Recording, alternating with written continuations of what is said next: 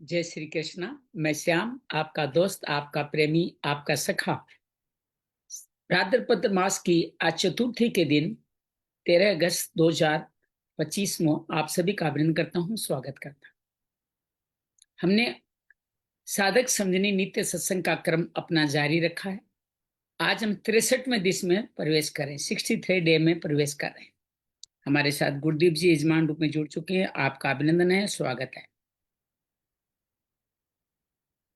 अभी तक हमने प्रथम अध्याय की संपूर्णता, द्वितीय अध्याय की संपूर्णता, तीसरे अध्याय की संपूर्णता को पाया है। चौथे अध्याय के 21 श्लोक तक हम पहुंच गए हैं। आज 22, 23, 24 श्लोक पे बातचीत करने वाले हैं। आइए मन चित्त को पवित्र करते हुए भगवत में लीन करते हैं, ताकि भगवान की ये वाणी हम सबकी स्मृति में पुनर्जीवित हो जाए। गहरी लंबी श्वास भरें और छोड़े। ओम नमो भगवते वासुदेवाय। नमो भगवते वासुदेवाय। नमो भगवते वासुदेवाय। नमो भगवते वासुदेवाय। नमो भगवते वासुदेवाय। नमो भगवते वासुदेवाय। नमो भगवते वासुदेवाय। नमो भगवते वासुदेवाय। नमो भगवते वासुदेवाय। वसुदेवसुतं देवं कंसचाणूरमर्दनं देवकी परमानंदं कृष्णं वंदे जगद्गुरुं। श्री कृष्ण वंदे जगद्गुरुं। या देवी सर्वभूतेषु श्रीमद्भगवद्गीता रूपेण संस्थिता नमस्तस्यै नमस्तस्यै नमस्तस्यै नमो नमः। या देवी सर्वभूतेषु साधक संजीवनी रूपेण संस्थिता नमस्तस्यै नमस्तस्यै नमस्तस्यै नमो नमः। गुरुर्ब्रह्मा गुरुर्विष्णु गुरुर्देवो महेश्वर गुरु साक्षात् परम ब्रह्म तस्मै श्री गुरुवे नमः। गजाननं भूतगणाधिसेवितं कपितजम्बूफलचारुभक्षणम् उमासुतं रोगविनाशकारकं नमामि विघ्नेश्वराय पादपङ्कजम्। त्वमेव माता च पिता त्वमेव बन्धु च सखा त्वमेव विद्या द्रविणं त्वमेव सर्वं मम देव त्वमेव सर्वं मम देव। ओम शांति शांति शांति। नमस्कार, आप सभी के स्वागत के साथ आइए प्रथम द्वितीय तृतीय अध्याय के सार संक्षेप के साथ आगे बढ़ते हैं। पता नहीं कब कौन सी बात समझ में आ जाए, इसलिए ये पढ़ते रहना चाहिए। प्रथम अध्याय अर्जुन विषाद योग। अर्जुन को विषाद उत्पन्न होता है क्योंकि अपने कौटुंबिक मोह में पड़ जाता है। उसको लगता है कि इनको कैसे मारूंगा, मेरा कुल धर्म नष्ट हो जाएगा, वर्ण संकर पैदा होंगे, मैं युद्ध नहीं करूंगा। विषाद में आ जाता है। अर्जुन विषाद युग संपूर्ण होता है। दूसरे अध्याय में भगवान संजय के कहने पे उनको समझाने की कोशिश करते हैं। अर्जुन नहीं मानता, विषाद जारी रहता है। लेकिन 7वें श्लोक में अनुपम घटना घटती है। जब अर्जुन कार्पण्य दोषों पैत स्वभाव है, अपने आप को कायर और अधर्मी मान के दोषों से मानता हुआ शरण में आता है कि मेरे लिए उचित वो काम करे। और भगवान 11वें अध्याय से श्लोक गीता शुरू करते हैं। पहले शरीर जो अनित्य है, जिसका वध होगा, जो मरेगा, जिसके अंदर बहुत सारे सुख दुख के भोगे जाएंगे, और शरीरी जो अनित्य है अर्थात देही अर्थात जीवात्मा, वो देही है, वो कभी नष्ट नहीं होता, वो हमेशा ही बना रहता है। ये सब राजा जन्म से, न पहले ये राजा नहीं थे ऐसा नहीं थे, न बाद में राजा नहीं रहेंगे ऐसा रहेगा, ये हमेशा ही रहने वाले। तो शोक किस बात का कर रहा है? ये शरीरी बार बार जन्म से बचपन, जवानी, वृद्धावस्था और ध्यान प्राप्ति का रास्ता तय करता ही रहता है। जैसे पुराने वस्त्रों को छोड़कर नए वस्त्रों को बदलते हैं, उसी तरह ये भी जीवन में आगे चल जाता है। भगवान कहते हैं कि सुख दुख की जो अनित्य की मात्र स्पर्शता में आप नहीं घुसते हो, नहीं लीन होते हो, तो तुम धीर पुरुष कहलाओगे। और तुम इनको समभाव से सहन करते जाओ, तुम तितिक्षावान बन जाओगे। और अमृत तत्व को प्राप्त करके मुक्ति के तत्वदर्शी बन जाओगे। तो भगवान बार बार ये कहते हैं कि जो जिनका जन्म मरण होना ही नहीं, उनको कैसे मारोगे? वो मर ही नहीं सकते। तुम किस तरह का शोक करो? ये शोक करना व्यर्थ है। उठो और तुम युद्ध करो, युद्ध में और आगे बढ़ जाओ। भगवान इस बात को बार बार अर्जुन को 28वें 31वें श्लोक तक यही बात कहते हैं। 31वें श्लोक के बाद में भगवान ये कहने वाले हैं, वो ये कहते हैं कि तुम अपने स्वधर्म का पालन करो। स्वधर्म क्या है? युद्ध लड़ना। बड़े ही परम तप से ये मिलता है। यहाँ पे बात, बड़े तप से हमें स्वधर्म मिलता है, एक बात। दूसरी बात, अगर तुम अपने क्षत्रिय धर्म का पालन करो, तुम्हारे स्वर्ग के द्वार खुले हुए हैं। नहीं करोगे तो तुम पाप में घुस जाओगे, तुम्हें अकीर्ति होगी, लोग न कहने वाले वचन कहेंगे, दुख होगा, मरने के समान दुख होगा। अगर युद्ध करोगे तो जीत गए तो महामयी बन जाओगे, हार गए तो स्वर्ग प्राप्त हो जाओगे। तो तुम सुख दुख लाभ हानि जय पराजय में समभाव रखते हुए तुम युद्ध करो, पाप को नहीं प्राप्त होगे। भगवान यहाँ सांख्य योग पूरा करते हैं। 40वें श्लोक से भगवान कहना शुरू करते हैं कर्म योग के बारे में। पहली प्रमुख बात, कर्म में बीज का नाश नहीं, निष्काम कर्म के बीज का नाश नहीं, उल्टा फल नहीं, और जन्म मृत्यु के भय से मुक्ति, एक तत्व वाली भगवत प्रेरणा में लगा देता है। जो ऐसा नहीं करता उनकी शाखाएं अनेक शाखाओं वाली होती है, अर्थात अनेक इंद्रियों के अनेक भोगों में बार बार आहुति देते ही रहते हैं। और उस तरह से वो वेदों में लिखी हुई वाणी जो बहु शाखा वाली बुद्धि के अनुसार, उनमें व्यवसाय बुद्धि, एक तत्व बुद्धि नहीं होती, और वो स्वर्ग ही के लिए ही कार्य करते हैं, और इसके लिए भोगेश्वर प्राप्ति के लिए यात्रा करते हैं। और ऐश्वर्य प्राप्ति की यात्रा करते करते उनकी बुद्धि अपहरण कर ली जाती है, और वो कभी भी उस व्यवसाय का बुद्धि, एक तत्व वाली बुद्धि में निवास नहीं कर पाते। भगवान कहते हैं ये त्रिगुण का विषय है, इसलिए नहीं होता। देखिए, अपने भक्त को कहते हैं तुम तीनों गुणों से अतीत होकर निर्द्वंद निरोक्षेम होकर सत्व में मेरे में स्थित हो जाओ। इसकी तुलना भगवान ने समुद्र के समान करी। तो भगवान कहते हैं कि इन लोगों को जो समुद्र के समान हो चुके हैं, 3 बार भगवान समुद्र का जिक्र करते हैं, आगे भी 2-3 बार करेंगे। जो समुद्र के समान हो जाते हैं, छोटे छोटे नालों में जो वेद समान स्वर्ग फल देने वाले जो वाक्य लिखे, उनसे उनको कोई मतलब नहीं रहता। फिर कर्म का मुख्य अध्याय खोलते हैं। कर्म पे अधिकार है, फल पे अधिकार नहीं है, हेतु नहीं बनना, न कर्म करने में भी रुचि नहीं हो। कैसे कर्म करना? योग में स्थित होकर के। कौन सा योग? परमात्मा के योग। कर्माणि मर्तकर्त, स्वक्रम, सेवा के क्रम तुम करते रहो। सिद्धि असिद्धि, इसमें हानि लाभ मत देखना। सिद्धि असिद्धि मतलब संभाव देखना। समत्वम योग उच्चते। तुम ऐसा कर जो नहीं करते, उनकी बुद्धि कर्मों से युक्त हो जाती है। वो अपनी बुद्धि को भी हरण कर लेते हैं, और कुंती वाली बुद्धि की शरण में जाए कर्पण हेतु बन जाते हैं, दीन हो जाते हैं। तो तुम क्या करो? समता वाली बुद्धि का सहयोग देके पाप पुण्य को बिना ध्यान में रखते हुए तुम योग क्रम सुकौशलम, अपने जो योग की तरफ के जो कार्य, सेवा कार्य, संवाद बुद्धि, कुशल कौन सा? समता वाली बुद्धि करते रहो, और तुम इस बुद्धि के साथ कार्य करो, जन्म बंधु से मुक्त होकर अनामय फल को पा जाओगे। लेकिन ऐसा नहीं करोगे तो तुम दलदल में फंस जाओगे, सुने सुनाए भोगों में ही लीन रहोगे, और कभी भी तुम्हारी बुद्धि उन स्थित प्रज्ञ की तरह स्थिर नहीं हो पाएगी, मुझ में अचल नहीं हो पाएगी। तो अर्जुन पूछता है स्थित प्रज्ञ होता क्या है? चलता कैसे, बैठता कैसे, उड़ता कैसे, लक्षण क्या है? भगवान बताना शुरू करते हैं 54वें श्लोक से। भगवान ये कहते हैं कि ये कामनाओं से मुक्त होते हैं, संतोष धन को प्राप्त करते हैं, सुख दुख में उद्विग्न नहीं होते, राग द्वेष से मुक्त होते हैं, वीतराग भय क्रोध से मुक्त होकर के ये मुनि की तरह चिंतन करते हैं, स्थित मुनि की तरह चिंतन करते हैं। इनको प्रशंसा आलोचना से कोई मतलब नहीं होते, और इंद्रियों के वश में नहीं रहते, अर्थात इंद्रियों के जब विषय इनकी तरफ आते हैं तो कच्छों की तरह अपने आप को अंतर्मुखी कर लेते हैं, और इनसे निराहार रह करके कार्य करते हैं। लेकिन इनके विपरीत जो भोग ऐश्वर्य में कामना में रखते हैं, उनकी इंद्रियां उनको परमार्थ नहीं मत देती है, और वो इस तरह से अपने मन के को भी हार बैठते हैं। भगवान फिर कहते हैं जिनकी इंद्रियां संयम से कार्य करती है वही प्रज्ञा प्रतिष्ठ, वही स्थित प्रज्ञ है।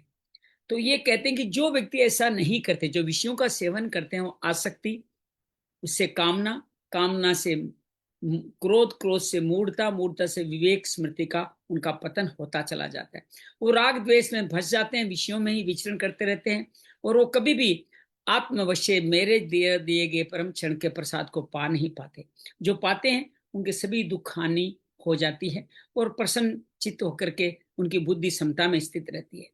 जिनकी ऐसी बुद्धि, ऐसी भावना नहीं होती, वो कभी शांत नहीं होते। जिनकी इंद्रियां उनके मन को वश में कर लेती है विषयों के आधार पर, बुद्धि भी वश में है, वो जल में, समुद्र के जल में नाव जैसे वायु डगमग डोलती है, वैसे उनका हृदय विचलित रहता है। और जो व्यक्ति इन इंद्रियों के बस में नहीं आते, वो ही प्रज्ञा प्रतिष्ठा कहा है। एक्चुअली वो लोग जो जागते हुए इन विषयों का भोगन करते, एक्चुअली वे सो रहे, ये या निशा सर्वभूतानि। और जो इंद्रियों के सेवन से दूर है, वो जागते सोते हुए भी जाग रहे हैं। और उनकी संज्ञा फिर समुद्र की तरह दी कि उनमें अच्छे बुरे गंदे कम ज्यादा जल आने से भी इस तरह में कोई फर्क नहीं पड़ता। वो अपने कामनाओं को अपने में विपरीत रखते हुए, निष्प्रह रहते हुए रति नहीं करते। पुमांश चरती निष्प्रह निर्ममो निर्मम निरंकार रहते हुए शांति को प्राप्त होते हैं। ऐसे ब्रह्म स्थित व्यक्ति मुझ में स्थित हो जाते हैं, ये अंत काल में मेरे में ही मिल जाते हैं। दूसरा अध्याय सांख्य खत्म होता है। तीसरे अध्याय कर्म योग में अर्जुन सवाल पूछता है कि मेरे को क्या हितकारी है, लेकिन साथ में शिष्य बन के कहता है कि मेरे लिए जो हितकारी है वो बताए। हालांकि वो युद्ध नहीं करना चाहता। भगवान कहते हैं तीनों विधाएं, दोनों विधाएं, ज्ञान योग लिए ज्ञान योग और कर्म योग कर्म योग मेरे द्वारा ही कही गई है। कब कही गई? दूसरे अध्याय में कही गई। फिर भगवान 5 चरणों में इस कर्म योग को प्रशंसा करते हैं कि कोई भी व्यक्ति कर्म का आरंभ किए बिना निष्कर्मता को प्राप्त नहीं हो सकता। इसका त्यागने से कोई आदमी समाधि को नहीं प्राप्त होता। कोई भी ऐसा क्षण नहीं है जिसमें कर्म के बिना आप रह सकते हो। क्यों नहीं रह सकते? इसका कारण बताया कि प्रकृति के 3 गुणों के अधीन आपको कार्य करना ही पड़ेंगे। और जो लोग कर्मेंद्रियों को तो काबू में कर लेते हैं, मन से विषयों का विचरण करते हैं, वो मिथ्याचारी है। तीसरी बात। चौथी बात, भगवान तुम इसी तरह इंद्रियों को नियम करके, नियम पूर्वक तुम आसक्ति छोड़ करके कार्य करो तो विशेष धन को प्राप्त होगे। ये नियत कर्म कौन से? स्वधर्म, सेवा कार्य, कुल धर्म, ये वर्ण आश्रम धर्म, ये सब करते रहोगे तो आगे बढ़ो, नहीं तो तुम अकर्मणी हो जाओगे, न करने वाले हो जाओगे। शरीर यात्रा तुम्हारी नहीं होगी, लेकिन शरीर ये करोगे, शरीर यात्रा मैं तुम्हारा ध्यान रखूंगा। यज्ञ अर्थात सेवा कार्य के अलावा सारे कर्म बंधन वाले हैं और इनसे मुक्त होना है तो तुम्हें यज्ञ कर्म ही करने पड़ेंगे। भगवान सृष्टि की रचना बताते हैं, मैंने ब्रह्मा के साथ तुम्हें रचा, ब्रह्मा के द्वारा तुम्हें कर्तव्य करने के लिए रचा, उसके लिए साधन भी दिए। साधन के तुम लोगों की उन्नति करो, लोग तुम्हारी उन्नति करें, ऐसे दोनों ही तुम परम शांति को प्राप्त हो जाओ। जो व्यक्ति इस तरह से इन कार्य करता है वो मेरे को प्राप्त होता है। यज्ञ भाविता, जो नहीं करता वह चोर है। भगवान फिर कहते हैं यज्ञ के जो फल मिलते हैं जिनको, वो सभी कलमशों से मुक्त हो जाते हैं, और जो नहीं ऐसा यज्ञ करते वो पापी होते हैं, पाप पकाते हैं, पाप ही खाते हैं। फिर एक सस्टेचना और, अन्न से हम पैदा होते हैं, अन्न वर्षा से, वर्षा यज्ञ से, और यज्ञ स्वकर्म से, सेवा कार्य से संपन्न होता है। फिर वेदों में भी ये लिखा है, मैं भी उसी में स्थित हूँ। ये क्रम जो चलता रहता है, उस क्रम को चलाए रखने वालों का जीवन में हमेशा कल्याण होता है। जो नहीं करते वो सब के सब अघायु है, अर्थात पापी है, जीना उनका व्यर्थ है।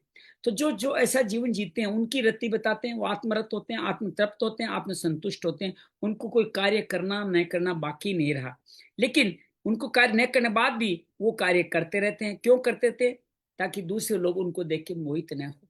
तो जो नीचे स्तर के क्रम है उनको भी वो कार्य करने को प्रेरित करते हैं। ऐसे लोगों को जनक आदि की संज्ञा दी। वो कुछ करना बाकी नहीं था तो भी कार्य करते थे, और वो कहते हैं इस तरह से श्रेष्ठ लोग भगवान को प्राप्त हो जाते हैं, इस तरह का कार्य करते हुए।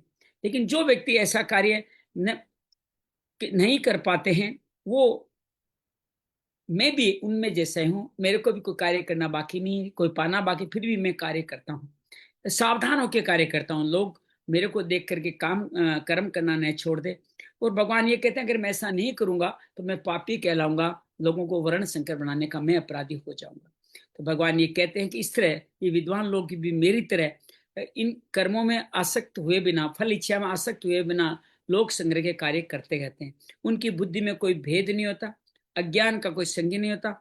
वो जो सर्वकर्माण विधान युक्त समर्चरण, तो ये दूसरे लोगों को भी प्रेरित करते हुए कार्य करते रहते हैं। ऐसा क्यों करना है? प्रकृति का अधीन होकर, त्रिगुणों के अधीन होकर। बाकी लोग क्यों नहीं करते? अहंकार विमूढ़ आत्मा होकर के, कर्ता बनकर के कार्य नहीं करते। तो जो गुण ब्रह्म विभाग को समझते हैं, गुणा गणेश वर्तन समझ के कार्य करते हैं, वो जीवन में आगे चले जाते हैं। उनको दूसरे लोगों को, मंद बुद्धि लोगों को विचलित नहीं करना चाहिए।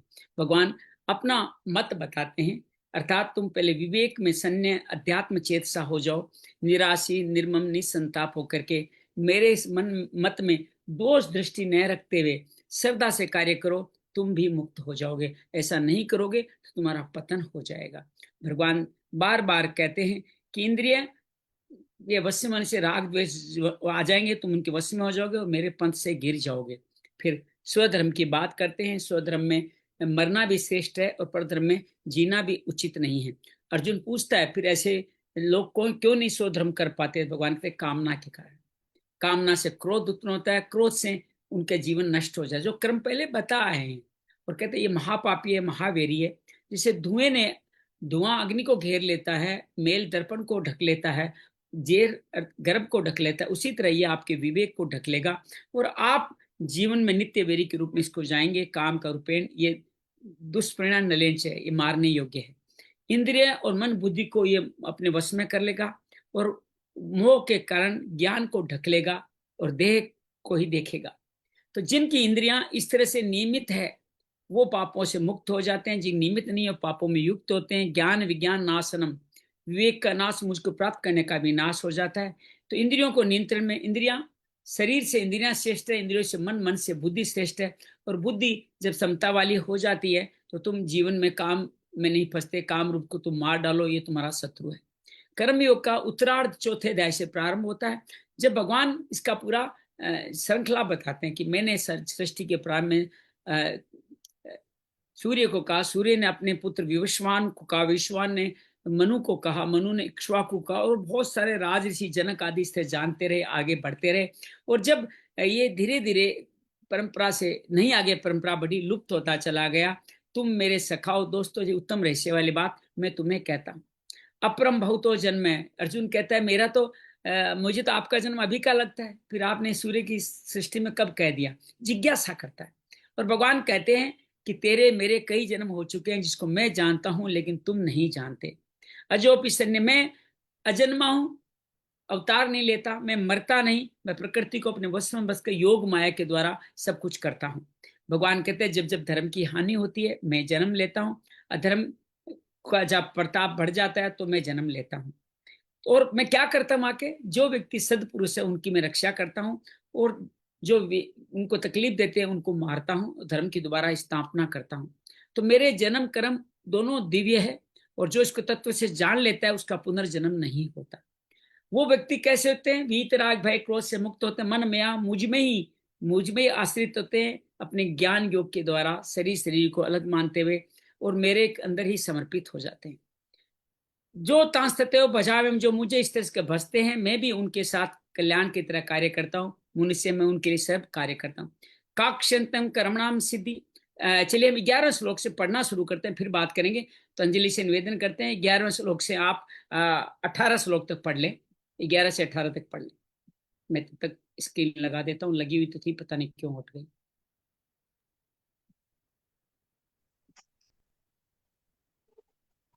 ये जय श्री कृष्ण। ये तथा मां प्रपद्यन्ते तांस्तथैव भजाम्यहम्। मम वर्त्मानुवर्तन्ते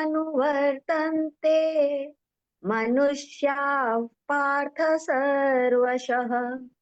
काङ्क्षन्तः कर्मणां सिद्धिं यजन्त इह देवताः। क्षिप्रं हि मानुषे लोके सिद्धिर्भवति कर्मजा। चातुर्वर्ण्यं मया सृष्टं गुणकर्म विभागशः। तस्य कर्तारमपि मां विद्य कर्तारमव्ययम्। न मां कर्माणि लिम्पन्ति न मे कर्म फले स्पृहा। इति मां योऽभिजानाति कर्मभिर्न स बध्यते। एवं ज्ञात्वा कृतं कर्म पूर्वैरपि मुमुक्षुभिः कुरु कर्मैव तस्मात् त्वं पूर्वैः पूर्वतरं कृतं किं कर्म किमकर्मेति कवयोऽप्यत्र मोहिताः तत्ते कर्म प्रवक्ष्यामि यज ज्ञात्वा मोक्ष्यसे शुभात्। बहुत सुंदर, बहुत सुंदर, बहुत अद्भुत तरीके से हमने जाना। भगवान 11वें श्लोक से जो कहना चाहते हैं उसको आइए दोबारा स्मरण करते हैं। हम लोग 2-3 दिनों से इसके बारे में बात कर रहे हैं, लेकिन ये बहुत अद्भुत है। 11वें श्लोक से जो कर्म अकर्म विक्रम का भाव बताया गया है, ये बहुत अद्भुत है। इसको आइए दोबारा समझने की कोशिश करते हैं। भगवान यहाँ पे क्या कहते हैं? जो भक्त मेरी शरण लेते हैं मैं उसी प्रकार का आश्रय देता हूँ। यहाँ हमने एक दृष्टिकोण देखा था, हम हमारे अनुगामियों में अगर भगवान को देखें तो श्रेष्ठ हो जाते हैं। ये एक बड़ा इस श्लोक का भावार्थ है। इसको आप समझने का प्रयास कीजिएगा। सब में भगवत देखना बहुत अच्छा है। कर्म की सिद्धि इस मर्त्यलोक में आसानी से प्राप्त होते हैं। वो दुकानदार बन करके दुकानदारों के पास जाते हैं, बार्गेनिंग करते हैं, उनको सब कुछ मिलता है, क्योंकि कर्मों से सिद्धि इस कलयुग में जल्दी मिल जाती है। लेकिन भगवान इससे आगे की बात करें, जो मेरे द्वारा गुण और कर्म के विभाग पूर्वक चारों वर्ण की रचना की, गुण कर्म विभागस्य चातुर्वण्य मया षष्ठम, सब मैंने रचा है। किसके आधार पर? पिछले जन्म में जो गुण आपका ज्यादा था। आज मैं पढ़ रहा था 13वां या 14वां अध्याय में था कि जो गुण जिस वक्त होते हैं उसी गुण के अनुसार उनको अगला जन्म मिलता है। तो भगवान कहते हैं ये सब मैं करता हूँ, लेकिन सब ऑटोमेटिक है। मैं करता हूँ, मेरी कोई स्पृहा नहीं है, मुझे कर्म लिप्त नहीं करते। जो मुझे तत्व से जान ले वो भी मेरा जैसा ही बन जाता, वो भी कर्मों से नहीं बंधता। और भगवान इसी बात को 15 श्लोक में और बाढ़ कहते हैं, पूर्व काल के मुमुक्षु ने भी इसी तरह मेरे को जानकर कर्म किए, तू भी पूर्वजों सदा कर्मों को ही इस तरह से करना प्रारंभ कर। तो भगवान यहाँ तक की बात अभी तक कहा गया। अब भगवान 16 अध्याय से कर्म अकर्म की बात करते हैं कि कर्म क्या है, अकर्म क्या है। इस प्रकार विद्वान भी इसमें मोहित हो जाते। लोग भी कर्म को अक्रम मान लेते हैं, अक्रम को क्रम मान लेते हैं। वो मैं तुम्हें भली प्रकार कहूंगा ताकि अशुभ संसार से तुम मुक्त हो जाओ। ये बात उन्होंने कहने की बात की। और भगवान ने कहा कर्मों का तत्व जानना चाहिए, अर्थात कर्म या अक्रम, और विक्रम का भी जानना चाहिए कि कर्मों गति गहन है, समझने में बड़ी कठिन है। ये गीता का सार वाले हैं। और भगवान 18वें में कहते हैं जो मनुष्य कर्म में अकर्म देखता है, कार्य कर, अकर्म देखने का तात्पर्य कर्ता भाव नहीं देखना, फल की इच्छा नहीं रखना, और सेवा कार्य करना, अपने लिए नहीं, सेवा कार्य करना। और जो अकर्म में कर्म देखता है, मैं कुछ नहीं कर रहा हूं ऐसा मानते हुए कर्म करता है, वो ही मनुष्य बुद्धिमान है, वह योगी है और संपूर्ण कर्मों को करने वाला कृत करते हैं। सरला से निवेदन करूंगा 19वां 20वां श्लोक पढ़े ताकि हम इस कहानी को और आगे बढ़ा सके। 17वां 18वां नहीं पढ़ना है? 17-18 नहीं पढ़ा गया क्या? चलो वो भी पढ़ लीजिए, वो भी पढ़ लीजिए। जय श्री कृष्ण। कर्मणो यपि बोद्धव्यं बोद्धव्यै च विकर्मणः अकर्मणश्च बोद्धव्यं गहना कर्मणो गतिः कर्मण्यकर्म्यः पश्येत् अकर्मणि च कर्मजयः स बुद्धिमान् मनुष्येषु सयुक्त कृष्ण कर्म कृत यस्य सर्वे समारंभा काम संकल्प वर्जितः ज्ञानाग्निदग्ध कर्माणं तमाहुः पंडितं बुधाः त्यक्त्वा कर्म फलासंगं नित्यतृप्तो निराश्रयः कर्मण्यभिप्रवृत्तोऽपि नैव किंचित् करोति सः। गुरुदीप जी आप हैं तो 21वां श्लोक पढ़ ले आप।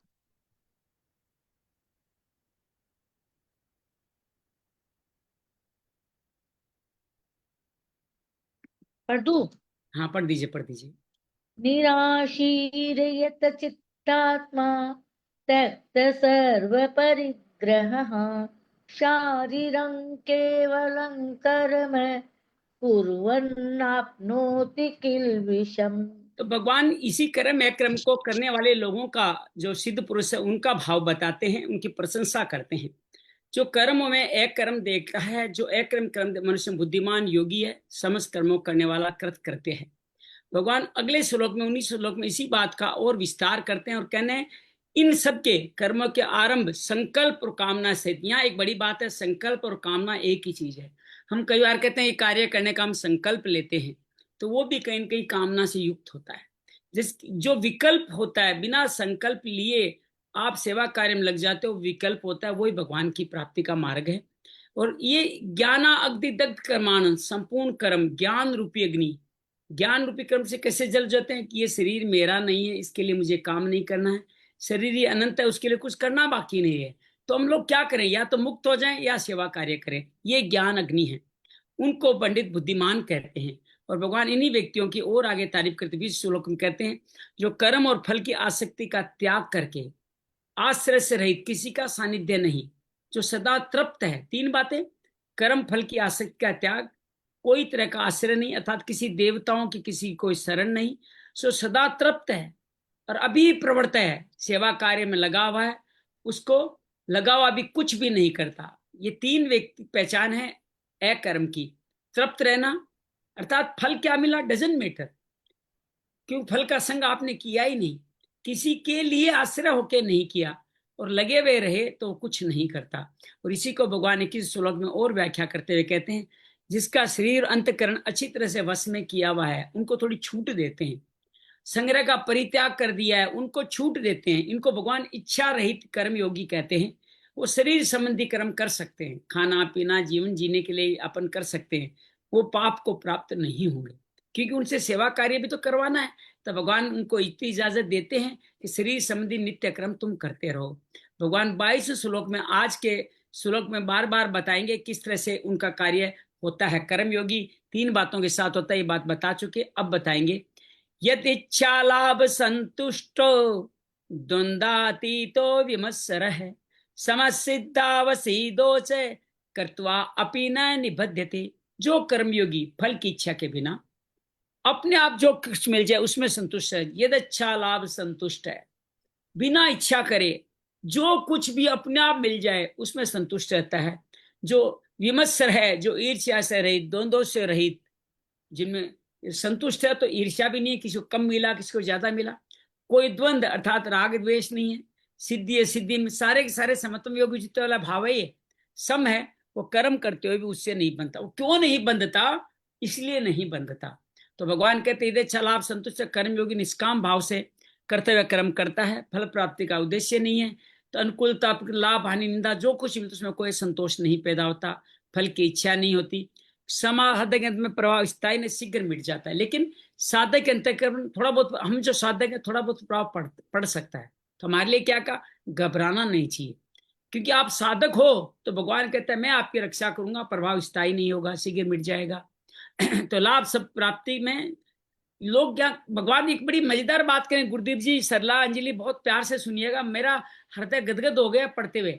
भगवान कहते हैं कि लाभ हानि अनुकूलता प्रतिकूलता जो भी मिल जाए सब लाभ ही है, हानि नहीं है। वो मतलब आपने किसी को खो दिया, बिजनेस में नुकसान कर दिया, आपको बीमारी हो गई, आपका अपमान हो गया, कुछ भी है वो सब लाभ ही है, हानि है ही नहीं। बड़ी मजेदार बात है। ये मत्सर है, अपनी एकता मानता है, सर्वभूता भूता तो ईर्ष्या नहीं करता। और भगवान यहाँ बार बार कहता है, इस पद का अलग से भाव देने का मतलब ये भी है, किंचित मात्र भी ईर्ष्या भाव न आ जाए, इस कर्मयोगी बहुत सावधान रहता है। जब हित के लिए कर रहे हो तो ईर्ष्या किस चीज के लिए होगी। अब भगवान फिर दुकानदार का अनुभव देते हैं। दो दुकानदार आपस में मित्रता रखते हैं, एक की दुकान दूसरे पे ज्यादा चली, दूसरे में थोड़ी ईर्ष्या पैदा हो जाएगी, दुकान ज्यादा चल गई मेरी कम चली। इस प्रकार ईर्ष्या दोष का मित्र से भी मित्र की उन्नति नहीं सही जाती। जहां आपस में प्रेम है, एकता है, मित्रता में ईर्ष्या दोष आ जाता है। फिर जहां वेर भिन्नता वहां तो कहना है क्या। एक मैं ना आपको 3 इडियट का एक डायलॉग सुनाता हूँ, आपको क्या क्या बात सुनाते हैं गीता के अंदर। वहां उनका दो दोस्त होते हैं जो फेल हो जाते हैं, तीसरा दोस्त का भी नाम नहीं दिखता, बड़े दुखी हो जाते हैं कि हम तो फेल हुए से हुए, ये भी फेल हो गया, ये तो पढ़ता था। फिर दोबारा कोई आदमी रोता हुआ दिखाई देता है जो नंबर 1 आने तो देखते, दोबारा जाके देखते हैं तो उनका दोस्त फर्स्ट आ जाता है, प्रथम आ जाता है। तो पता है क्या कहता है, वो गीता के श्लोक का सार है कि दोस्त फेल हो जाता है तो दुख होता है, लेकिन वो अगर नंबर 1 आ जाता है तो और ज्यादा दुख होता है। यही ईर्ष्या है, आप समझ गए, यही ईर्ष्या। वो नंबर 1 आ जाता है, दुख ज्यादा होता है। द्वंद्वातीत है, कर्म योगी लाभ हानि मान अपमान स्तुति निंदा, ये अनुकूलता प्रतिकूलता सुख दुख विद्या अविद्या हर्ष शोक, ये विकार उनमें नहीं होते। द्वैत अनेक प्रकार के होते हैं। भगवान का सगुण सारोप ठीक है, निर्गुण निरापण ठीक है, अद्वैत ठीक है, द्वैत ठीक है, मन लगा नहीं लगा, एकांत मिला नहीं मिला, शांति मिली नहीं मिली, सिद्धि मिला नहीं मिली, इन सब द्वंद्वों के साथ साथ निर्द्वंद होता है।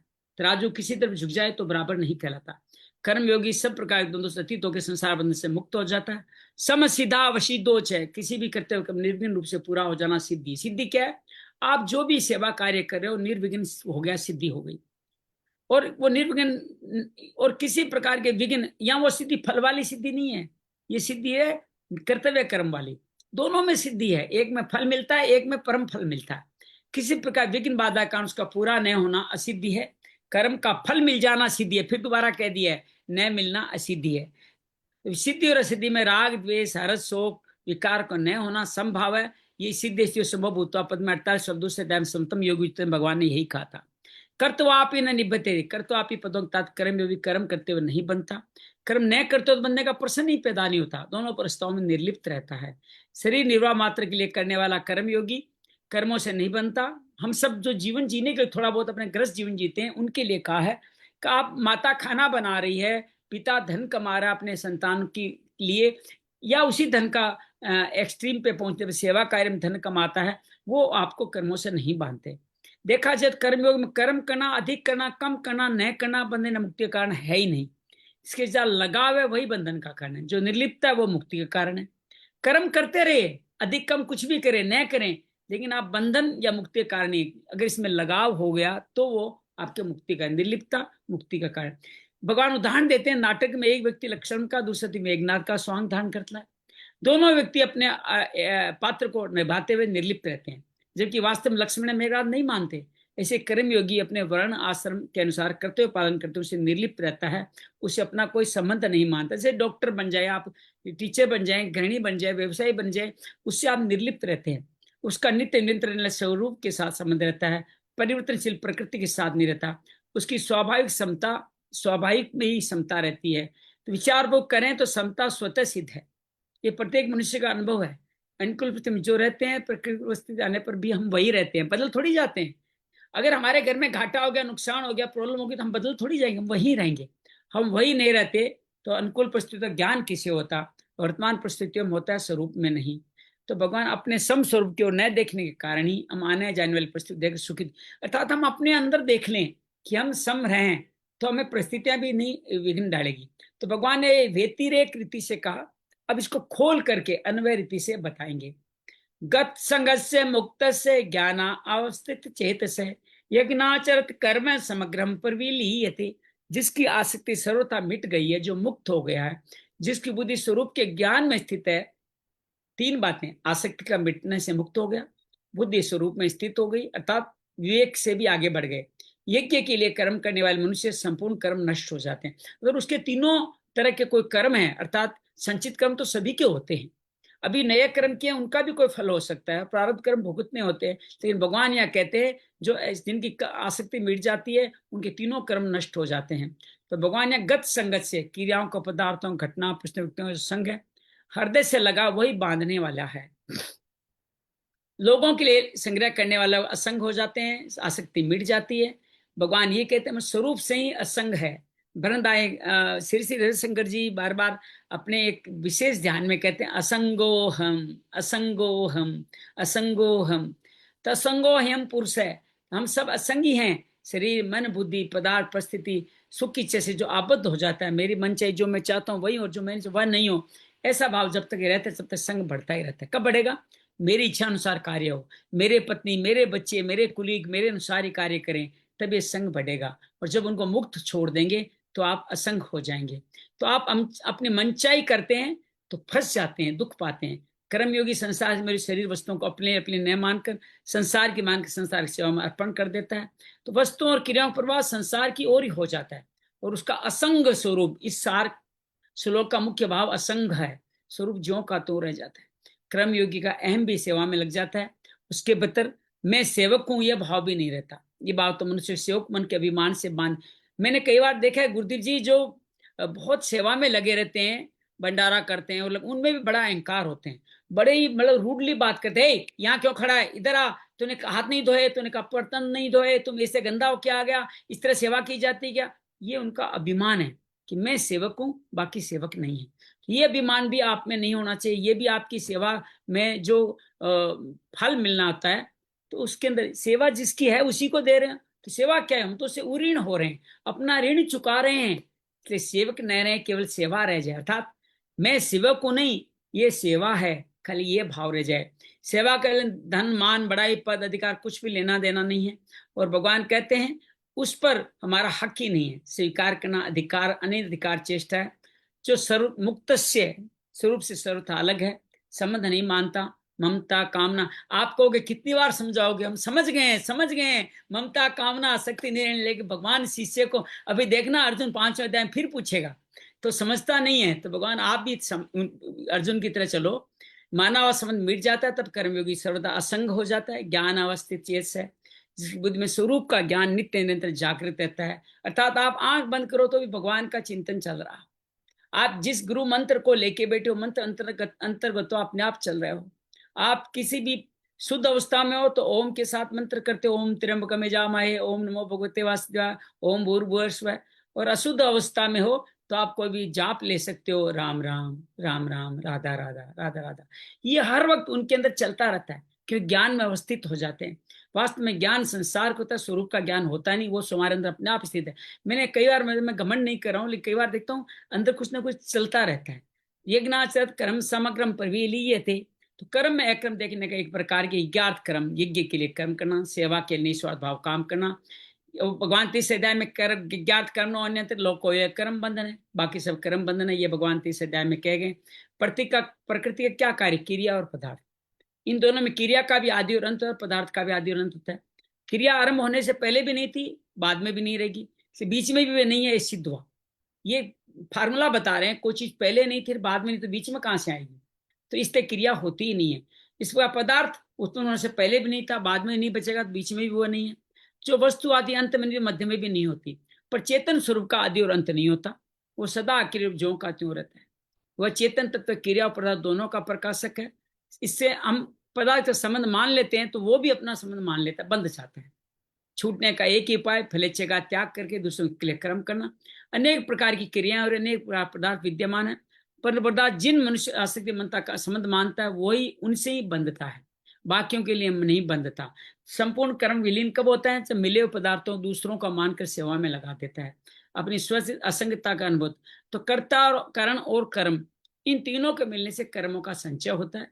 कर्तापन नहीं रहे तो कर्मों का संग्रह नहीं रहेगा, क्योंकि कर्ण और कर्म दोनों कर्ता के ही अधीन है। मैं खाना खाता हूं, खाना आपका कर्म हो गया, कर्ता क्रिया। मैं नहीं है तो खाना खाता हूं का क्या मतलब हुआ, दोनों घटनाएं घटेगी नहीं।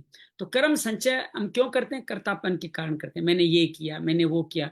विचार पर देखा था, कुछ तो कुछ पाने की इच्छा करने से इच्छा उत्पन्न होती है, कर्तापन उत्पन्न होता है, कर्तापन से बंधन। मनुष्य अपने लिए तब उसका बार बार कर्तापन दृढ़ होता है। कर्मयोगी पाने की इच्छा त्याग करके दूसरों के हित के लिए काम करे, संचय नहीं होता। कर्मयोग ममता मेरापन का त्याग, ज्ञान योग में अहंता मैंपन का त्याग मुख्य। बड़ी बात सुनिए, मेरापन ये मेरा है ये त्याग दिया, और कर्मयोग कहते हैं मैं ही कुछ नहीं हूं, मैंपन ही त्याग दिया, अर्थात कर्ता कार्य रह गए। तो ममता का त्याग होने से अहंता का, और अहंता का त्याग ममता का त्याग स्वतः ही हो जाता है। कर्मयोग में पहले ममता मिटती है, फिर अहंता मिटती है। पहले आपकी मेरापन, मैं शरीर नहीं हूं, ये मेरा नहीं है, फिर आपका अहंकार भी मिट जाता है। ज्ञान योग में मैं कुछ नहीं हूं, फिर मैं शरीर नहीं हूं, यहाँ की यात्रा होती है। इनके कर्तापन भोक्तापन दोनों मिट जाते हैं।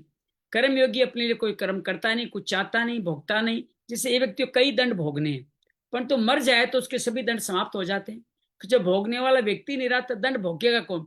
इसलिए गुरु पुराण में किया गया है कि आपको नरकों में भोगते भोगते मर जाते हो तो आपको जिंदा किया जाता है, ताकि आप पूरे कर्म भुगत सको। तो भगवान भोगने वाला व्यक्ति ने दंड भोगेगा कौन।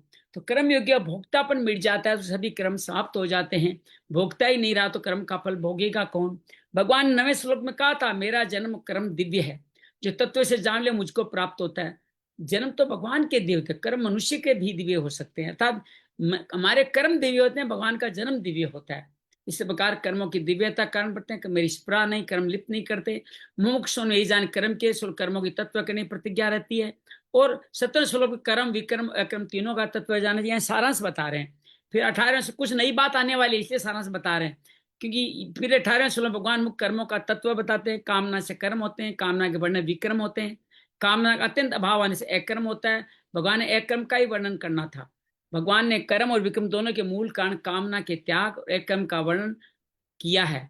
अब यहाँ इस 32 श्लोक में इसका उपसंहार भी करेंगे। परिशिष्ट का भाव ये एक क्रिया होती है, कर्म होता है, कर्म योग होता है। 3 चीजें हैं। शरीर बालक से जवान, जवान से बूढ़ा होता है, ये क्रिया है। क्रिया से न तो पाप होता है, न पुण्य होता है, न बंधन होता है, न मुक्ति होती है। आप बचपन जवान बुढ़ापे से आपको कोई बंधन मुक्ति थोड़ी है। जैसे गंगा का बहना क्रिया है। अब कोई डूब के मर जाए या खेती आदि करके कोई परोपकार कर ले तो गंगा जी को पाप पुण्य नहीं लगता। डूब के मर गया तो गंगा का कोई गलती नहीं, उससे आपने खेती की तो उसका कोई, एक ही सुई से, एक ही तलवार से आप दूसरे को मार भी सकते हैं, उसी तलवार से फल आदि का काटना भी कर सकते हैं। मनुष्य क्रिया समझ जोड़ के कर्ता बन जाता है, अपने लिए क्रिया करता है, क्रिया फल जनक कर्म बन जाती है। जो ही कर्ता बना, ये क्रिया के साथ फल, कर्म क्या है, फल है, वो जुड़ जाता है। कर्म से बंधन होता है, ज्ञात कर्म नो अन्यत लोकोयं कर्म बंधन है। कर्म बंधन से छूटे मनुष्य अपने लिए कुछ नहीं करता, केवल दूसरों हित के लिए कर्म करता है, तो कर्म योग हो जाए। भगवान ने ये कहा, जो जो तू कामनाओं को छोड़ेगा मैं वहां भरता चला जाऊंगा। मटके का उदाहरण याद कीजिएगा। कर्म योग से बंधन मरता है, यज्ञाचल कर्म संग्रह पर भी लीते, पर बंधन मिटने से योग हो जाता है, नित्य संबंध का अनुभव हो जाता है। ज्ञान आदि सर्व कर्माणि भस्म सात कुरुते, ये प्रमुख श्लोक है। ज्ञान आदि द्वारा ज्ञान योग्य संपूर्ण पाप नष्ट होते हैं। एम तो आश्रम पापे मोक्षयिष्यामि, जो 66वें श्लोक 18वें अध्याय में कहेंगे, भक्त के संपूर्ण पाप नष्ट होने की बात कहते हैं।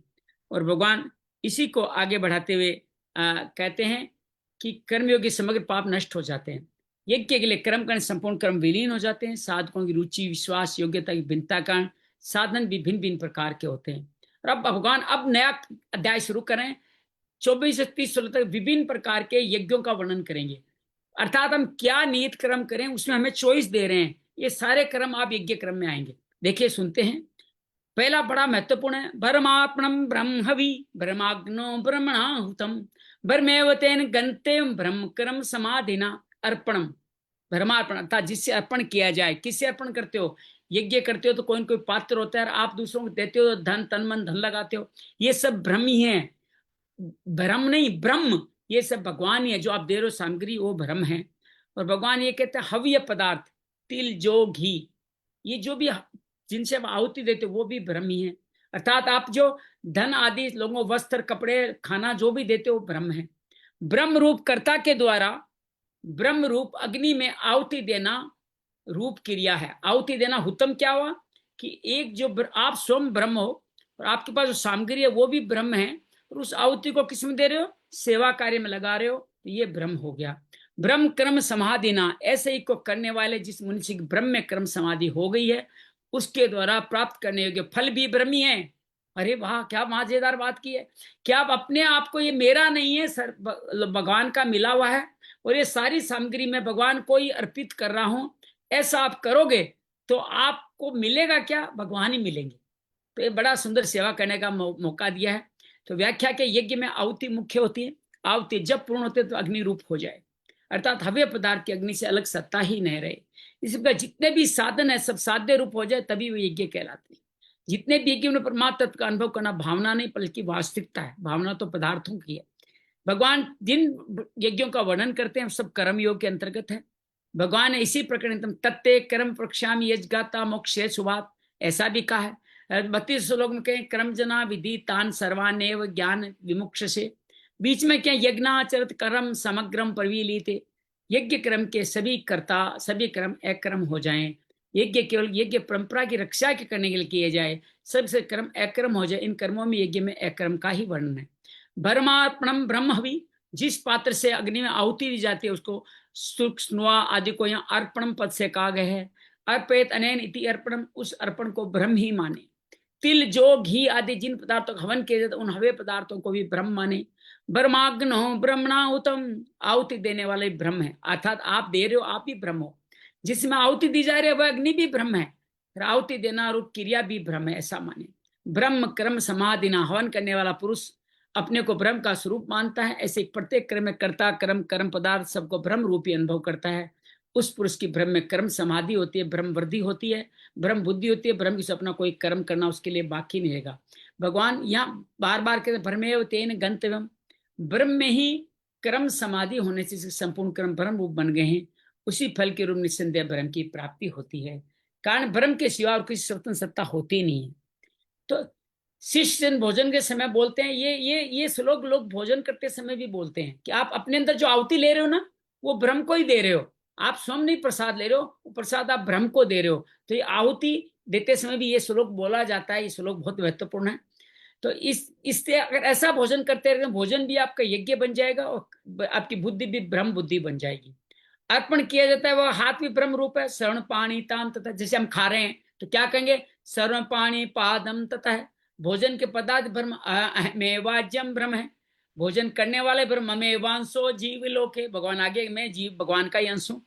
जठराग्नि भी ब्रह्म स्वरूप, अहम वैश्वान और भूतवा, जठराग्नि भी ब्रह्म का स्वरूप है। भोजन करना रूप क्रिया, जठराग्नि अग्नि आहुति क्रिया भी ब्रह्म है। अहम हुतम नवम, फिर कहेंगे भोजन कर मनुष्य प्राप्त करें फल भी ब्रह्म है। यज्ञ शिष्टाम मृत भुजो यान्ति ब्रह्म सनातनम। 21 श्लोक में क्या आए हैं भगवान, आगे कहेंगे। मार्मिक बात क्या है, प्रकृति कार्य संसार का स्वरूप है, क्रिया और पदार्थ। वास्तव देखा जाए प्रकृति संसार क्रिया रूप ही है। पदार्थ एक क्षण भी स्थिर नहीं रहता।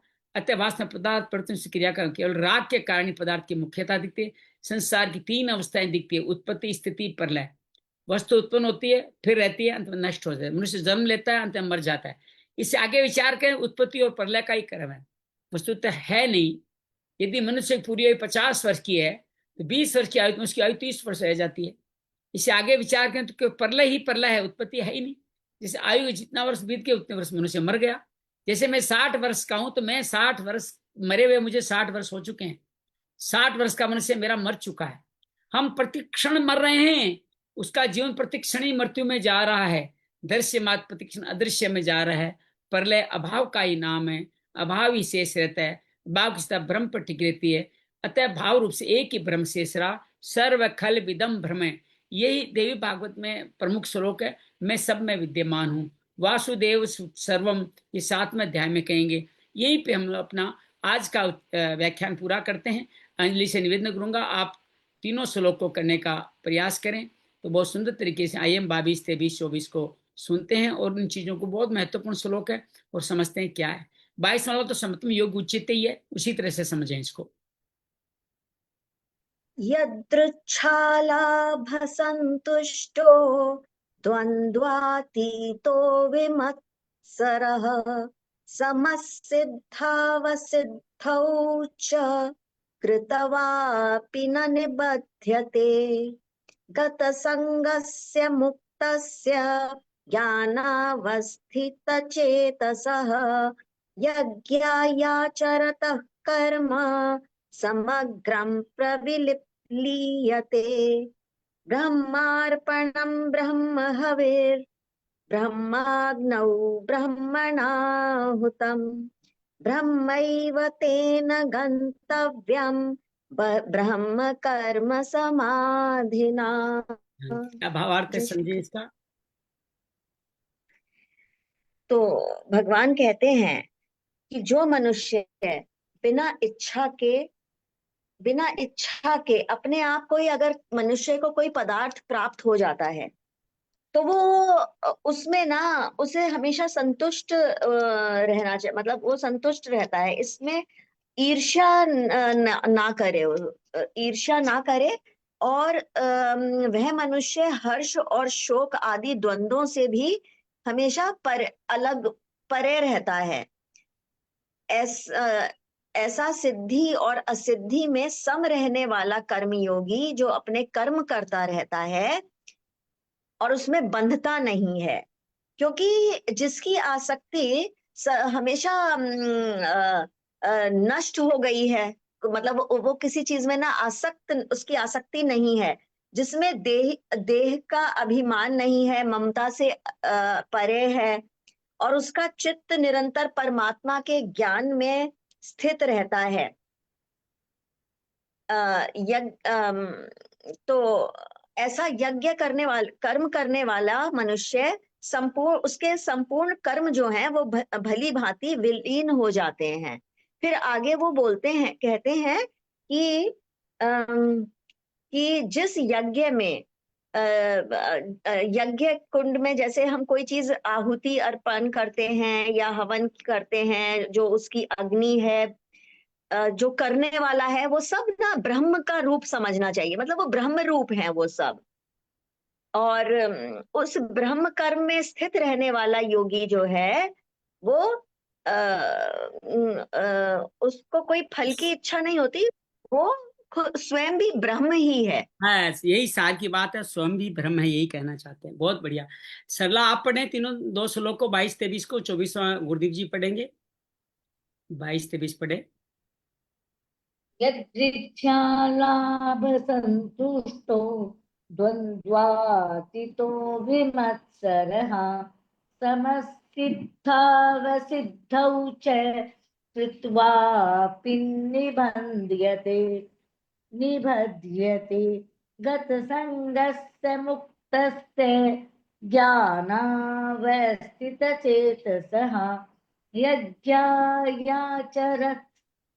यज्ञायाचरः कर्म समग्रं प्रविलीयते।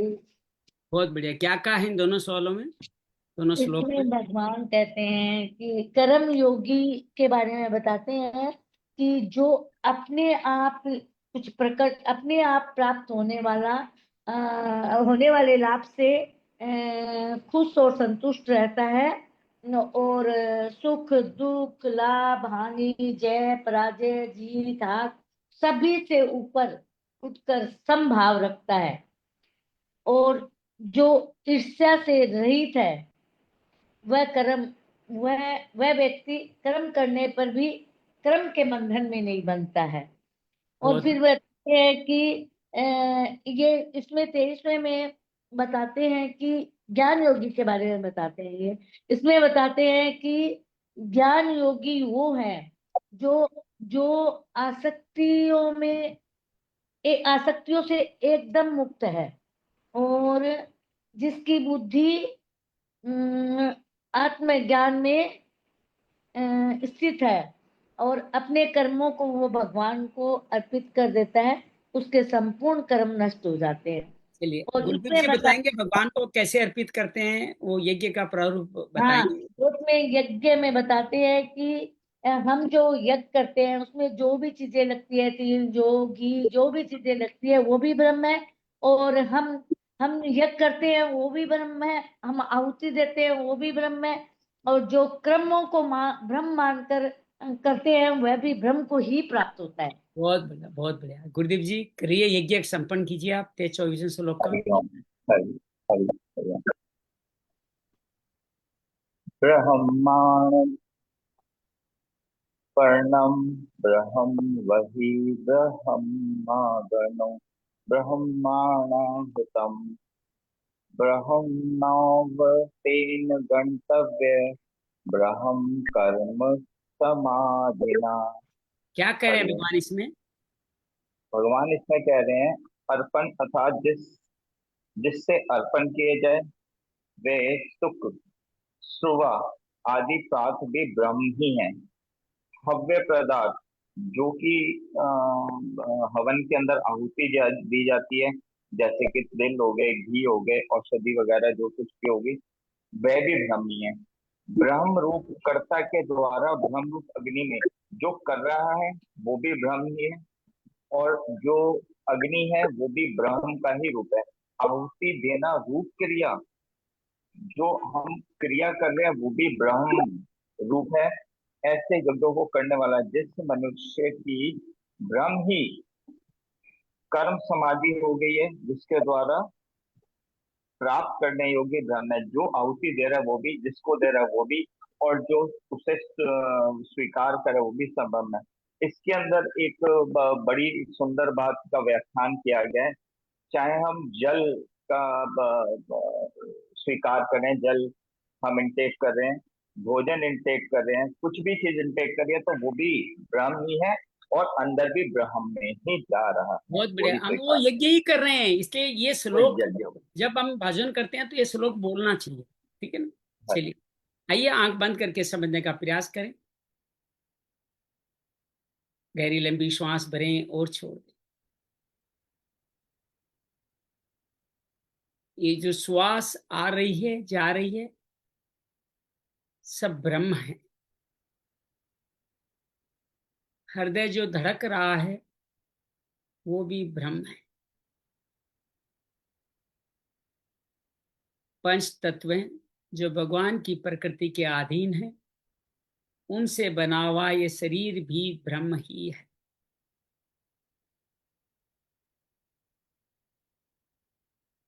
समस्त इंद्रियां जो शरीर का संचालन करती है वो भी ब्रह्म ही है।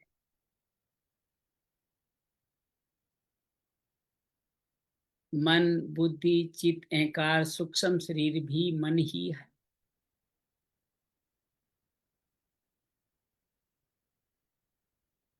जो भाव, अभाव, प्रभाव, कारण शरीर है वो भी ब्रह्म ही है। अहम ब्रह्मोस्मि।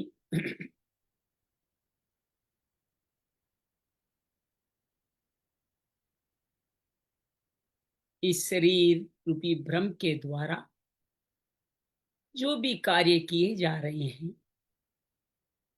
जिसको आप सेवा कार्य दे रहे हो, वो सेवा कार्य करना क्रिया भी ब्रह्म है, उसका कर्म भी ब्रह्म है, और कर्ता भी मान लो तो ब्रह्म ही है। अगर आपको लगे कि ये सेवा कार्य कौन कर रहा है तो ये मान लें ये ब्रह्म ही कर रहा है।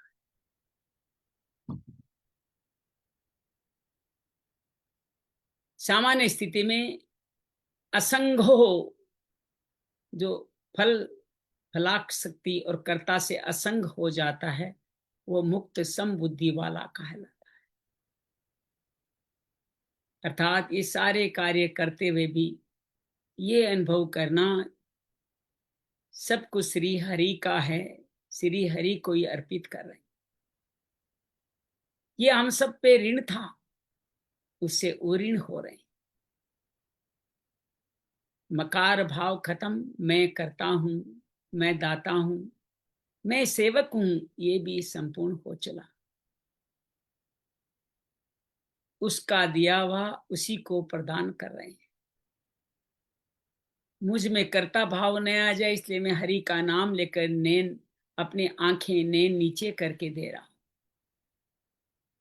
क्योंकि मैं तो भ्रम मान रहा हूं, लेकिन जो ले रहा है देख रहा है उसको भ्रम हो सकता है कि मैं देता हूं, मैं करता हूं, इसलिए आंखें नीची करके दे रहा। जो व्यक्ति इस तरह से कर्म करता है वो सदा मुक्त कर्म मुक्त रहता है। जब करता ही नहीं तो ईर्ष्या कैसे विमत्सर है। सदा आती तो ब्रह्म में ही वो लीन हो जाता है। इस शरीर रूपी ब्रह्म में ब्रह्म रूपी भोजन की या यज्ञ रूपी हवन में जो तिल की आहुति, आहुति का दाता, आहुति की प्रक्रिया, सब कुछ ब्रह्म को ही समर्पित है। इससे ब्रह्म ही पुष्ट हो रहा है, और ब्रह्म के पुष्ट होने से हम सब ब्रह्म ही बन जा रहे हैं, अर्थात स्वयं स्थित होते जा रहे हैं। हर सेवा कार्य को इसी तरह से देखते हुए करना ही शुद्ध कर्म योग है। मुक्त आनंद असंगोहम, असंगोहम, असंगोहम, असंग भाव से विश्राम कर।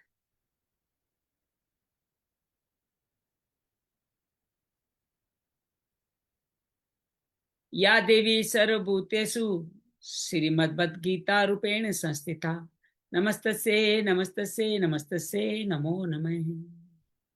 जय मां भगवत गीते, जय जय मां भगवत गीते। हरिय कमल विहारिणी, हरिय कमल विहारिणी, सुंदर सुपुनीते। जय जय मां भगवत गीते।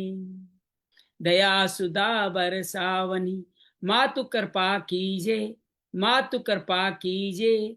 हरिपद प्रेम दान कर, हरिपद प्रेम दान कर। अपनों कर लीजे।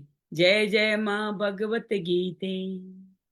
योगेशम सचिदानंदम वासुदेव व्रज प्रियम धर्म संस्थापकम वीरम कृष्ण वंदे जगद्गुरु। श्री कृष्ण वंदे जगद्गुरु। ओम शांति शांति शांति। असंगो हम असंगो असंगो। धीरे धीरे मुस्कुराते हुए शरीर परिस्थिति से सजग होते हुए आंखें खोल सकते। उम्मीद है आपको आनंद आया होगा। असंगो हम सब करता नहीं। जो कर्म कर रहे हैं वो भी भगवान का ही है। ये सोच लेना कि मैं भोजन बना रहा हूं, मैं गीता सुना रहा हूं, मैं गीता सुन रही हूं, सब मिथ्या है। ब्रह्म ही सुन रहा है, ब्रह्म ही सुना रहा है, ब्रह्म ही सुनाया जा रहा है, और फल भी ब्रह्म ही है। न मांगने पर भी ये अपने आप ही ब्रह्म ही बन जाएगा। बस इतना सब कुछ मान लें, सब उनका है, उन्हीं को अर्पित किया जा रहा है। ये 24वां श्लोक हमें क्या खाना खाने समय या सब समय बिल्कुल पढ़ना बिल्कुल। चाहिए? ब्रह्माग्नो हवि, ये आप जो हवि ये आहुति दे रहे हो ना, अंदर ब्रह्माग्नि जठराग्नि को भगवान का स्वरूप किया। आगे भगवान कहेंगे जठराग्नि, ये बात कहने वाले हैं। तो वो आप भगवान को ही समर्पण करते जा रहे हैं। और भगवान को ओवर ईटिंग मत कराना, तकलीफ हो जाती है उनको। तो आप थोड़ा सा अर्पित कर दे उनको। भगवान आगे कहेंगे कि इसको कैसे भोजन करना है, उतना भोजन करें। भगवान को अर्पित कर रहे हैं, हम नहीं कुछ कर रहे हैं उस अग्नि से। इसको पंचाग्नि के माध्यम से भी किया जाता है। आप उसको प्राणाय पहला 5 श्लोक बोलते, ओम प्राणाय नमः, एक को ले लो। फिर अपानाय नमः, ओम समानाय नमः, ओम व्यानाय नमः, ओम उदानाय नमः। ये कहते हैं 5 इस तरह से लेने चाहिए। और फिर आप ये मंत्र बोल दें तो इससे बड़ा उत्तम तो कुछ नहीं हो सकता। फिर आपका वो भोजन अमृत बन जाएगा, प्रसाद बन जाएगा। वैसे भी प्रसाद चढ़ा करके भोजन लेने की परंपरा डालनी चाहिए। अमनिया बोलते हैं इसको, अमनिया, अर्थात भगवान को आप चढ़ा देते हो तो फिर वो प्रसाद बन जाता है। ये 5 नाम लिख के आप उसमें डाल दो ना। मैं डाल देता हूँ। मैं पूरा भोजन का एक पूरा मैंने पेपर बनाया था, अभी महाराज जी आए थे तब। मैं पूरा पेपर डाल देता हूँ, उसमें सब कुछ क्लियर हो जाएगा आपको। ओके। अभी बनाया था, पीछे डाल देता हूँ। चलिए, बहुत बहुत धन्यवाद। कल फिर करेंगे, 25, 26, 27 में चलेंगे और 3 अनेक यज्ञों के बारे में जानेंगे। तो ये पूरा चौथा अध्याय एक्चुअली कर्मयोग ये है कि कर्मयोग यज्ञ, ये तो जान लिया यज्ञ कैसे करें। तो आज पहला यज्ञ बताया कि आप हवन करो तो ऐसे करो, ये पहला बताया। कल दूसरे यज्ञ बताएंगे। तो 9 यज्ञ बताने वाले हैं। बहुत बहुत धन्यवाद। बहुत बहुत आनंद रहे।